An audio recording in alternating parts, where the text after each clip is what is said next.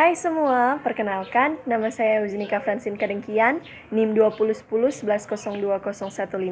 Prodi Biologi Fakultas Matematika dan Ilmu Pengetahuan Alam, Universitas Samratulangi Manado. Video ini merupakan laporan praktikum saya dengan judul Faktor-faktor abiotik dan biotik, rantai dan jaringan makanan pada suatu ekosistem. Adapun tujuan dari praktikum ini, yaitu untuk mengidentifikasi komponen biotik dan abiotik suatu ekosistem, menyebutkan beberapa populasi pada suatu ekosistem, menghitung densitas atau kepadatan suatu populasi dalam suatu ekosistem, menentukan tingkatan trofik pada suatu komunitas, dan menyusun rantai dan jaringan makanan dari suatu ekosistem. Saat ini saya sudah berada di lokasi pengamatan dan saya mengambil petak dengan ukuran 5 meter kali 5 meter. Di dalam petak ini terdapat 4 spesies. Spesies yang pertama yaitu pohon kelapa. Pohon kelapa atau spesies 1 di dalam petak ini hanya berjumlah 1 pohon. Selanjutnya yaitu spesies 2 atau pohon alpukat. Di dalam petak ini, pohon alpukat atau spesies 2 sama dengan pohon kelapa, yaitu hanya 1 pohon saja. Kemudian spesies 3 atau pohon langsa. Di dalam petak ini, pohon langsa atau spesies 3 berjumlah 2 pohon. Ini pohon yang pertama, lalu ini pohon yang kedua. Dan yang terakhir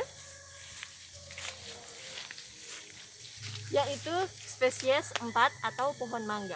Di dalam petak ini, spesies 4 atau pohon mangga ini hanya berjumlah 1 pohon saja. Nah, jadi di dalam petak 5 meter kali 5 meter tersebut terdapat 4 spesies. Spesies 1 atau pohon kelapa berjumlah 1 pohon, spesies 2 atau pohon alpukat berjumlah 1 pohon, spesies 3 atau pohon langsa berjumlah 2 pohon, dan yang terakhir spesies 4 atau pohon mangga berjumlah 1 pohon. Inilah hasil penghitungan kepadatan populasi dalam petak 5 meter kali 5 meter dengan spesies 1, 2, dan 4 yang masing-masing memiliki densitas 0,04 individu per meter persegi dan spesies 3 yang memiliki densitas 0,08 individu per meter persegi. Di sini ada satu spesies yang ditempati oleh fungi.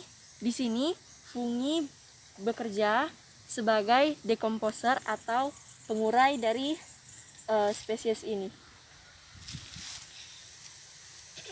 Satu ada di sini, lalu di sini.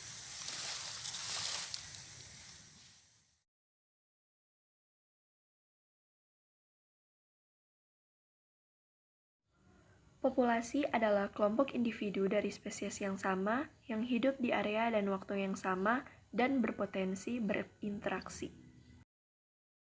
Komunitas adalah kelompok populasi dari spesies yang berbeda yang hidup di area dan waktu yang sama. Ekosistem adalah interaksi antara komunitas dan lingkungannya. Ekosistem ini bisa dari terkecil sampai terbesar, atau tidak diukur dari ukuran atau luasnya.